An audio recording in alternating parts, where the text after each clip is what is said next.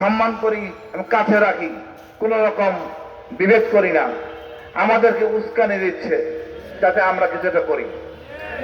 আরে ভাই, আগুন লাগালো ঠিক আছে, কে লাগাইলো বলেন না।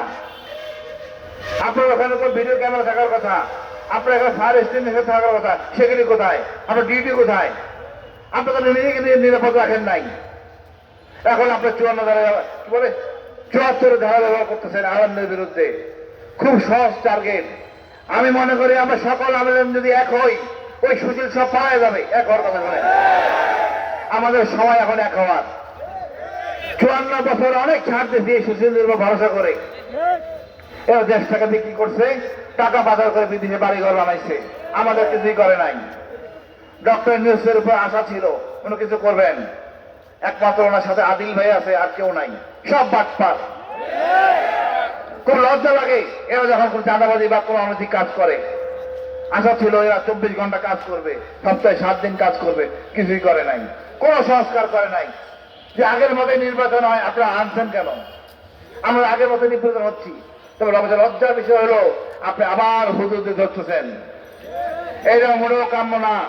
এরা ধর্মীয় নেতা, জনগণকে দিক নির্দেশনা দেয়। আমি মনে করি ফেসিবাদ শেষ হয় নাই, আমাদের আবার সংগঠিত হতে হবে। আমাদের সময় বেঁধে দিতে হবে সরকারকে। আপনি যদি না ছাড়েন, আপনার আসনে আপনি থাকতে পারবেন না। আমরা আবার শাহবাগ দখল করব, আমরা সম্পূর্ণ এলাকা দখল করে অকেজ করে দিবে সরকারকে। সকল বিদেশিদের বলবো, দেখেন এরা জালিম ফ্যাসিস্ট, এখনো যায় নাই, আমাদেরকে নিপীড়ন করতেছে। এই ফ্যাসিবাদ চলতে পারে না। ফ্যাসিবাদের জন্য আন্দোলন উচিত ছিল বিপ্লবী সরকার করার, সরকার ব্যর্থ হয়েছে। এবার যদি হয় কিছু, বিপ্লবী সরকার হবে, সব কটাকে প্রকাশ্যে জড়ানো হবে, কোনো ছাড় দেব না। বাংলাদেশে ভারতে দেওয়া থাকবে না, ভারত প্রেম বাংলাদেশে চলবে না, আগামী রাজনীতি ভারতের হবে না। আমি আমার সক্রিয়তা নিয়ে চলবো, বন্ধুত্ব করবো আরব দেশের সাথে, পাকিস্তান, চীন, ইরানের সাথে। আমরা সামরিকভাবে শক্তিশালী হবো, দেখি আমাদের যে কারা শক্তিশালী। আমাদের গর্ব, আমরা মারা গেলে শহীদ, এইটাই হলো সবার ভয়। এই মর্যাদা আল্লাহ আমাদের দিছে, আমরা চেষ্টা করবো, আমরা সবাই হাতি হব, ইনশাআল্লাহ আমার বিজয় হবে। এই সরকার বাধ্য হবে, বাধ্য করা হবে। বাংলাদেশ যেভাবে হোক হাদির উপর চেতনা নিয়ে আমি বেঁচে থাকি।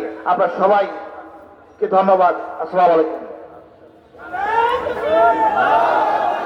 সংগ্রামী তৌহিদ জনতা, এ পর্যায়ে আমাদের সামনে গুরুত্বপূর্ণ বক্তব্য নিয়ে আসছেন ওলামা জনতা ঐক্য পরিষদের প্রেসিডেন্ট মেম্বার, কেন্দ্রীয় সদস্য মুফতি নজরুল হক সাকিব।